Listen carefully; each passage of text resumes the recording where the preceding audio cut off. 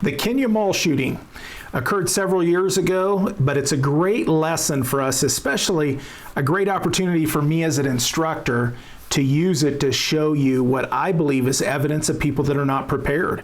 And I'm not disrespectful to them. Some of them became victims in this situation. I want to show you a clip. I'm not going to show you anything gross, but I want to show you a clip from that incident. So let's take a look at this incident. I believe it's very much evidence of people who don't have a plan. It's plain and simple. Their mind does not have a plan. And I'm going to reinforce to you all the time, especially within the membership areas, that we need to pre-plan for this stuff, practice, exercise our brains just a little bit. I'll discuss with you 5 minutes a month is all it really takes to give our brain a plan. So let's take a look at this video. And as the video breaks out, you're going to see a shooting's going to start. You'll see people begin to turn and react to the side of the screen where you can't see, and the shooting is beginning in that mall. Several people plotted this plan and started the shooting. You'll see people begin to react here, and as they begin to react, you'll see people that begin running and escaping, and you see other people that just hit the floor. You'll see legs at the bottom of the screen, the top of the screen, and they simply are not really going anywhere. They're just, what I say, flopping around like fish. No disrespect to them. I'm sure they would want us to use this as an educational opportunity. But here's the deal. They don't know what to do. Their brain does not even know enough to crawl into a side room or head for a dressing room in one of the stores. They are just hanging out in that hallway, and they're not going anywhere. You'll see the shooting. You'll see the glowing tracer rounds going through the mall there as the shooting suspects get closer. You'll see those glowing rounds actually going into the car up there at the top of your screen. And these people are still flopping around like fish. Now, if I showed you any more of that video, you would see the shooters coming into view. And you would see some of those people becoming victims that we read about or heard about. And so I don't want that for you. That's why this kind of things that we talk about within this association. And if you're a manager, even more important that we discuss these things.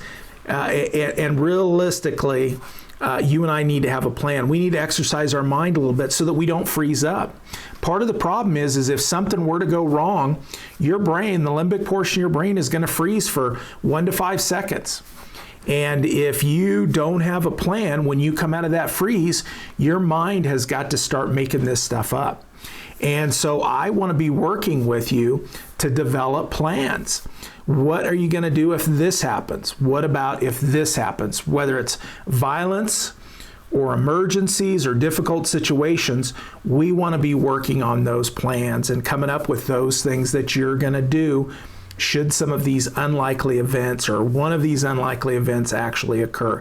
And I want to help you with the emergencies and stuff that do occur more often. We do have medical emergencies. We do have people that threaten us, suspicious people that make you uncomfortable. I want to be discussing all of those kind of things, difficult people, all of that stuff, to give you plans, give you ideas on what we can do with those kind of things. But here's the deal, plain and simple, as we look at this video clip and as we're talking about this shooting incident, violence that broke out, plain and simple, how do we combat this violence? For your mind, you and I have to practice. We got to talk about stuff. But more importantly, even if you don't look at any more of my material, I want you to know that you should try to practice a little bit every month. The FBI's did a great study on violence, active shooter situations a few years ago. And they told us we need ongoing training. We need to challenge our mind and say, what if this happens? What exit am I going to use? Where am I going to go? Where do I go after I exit the building?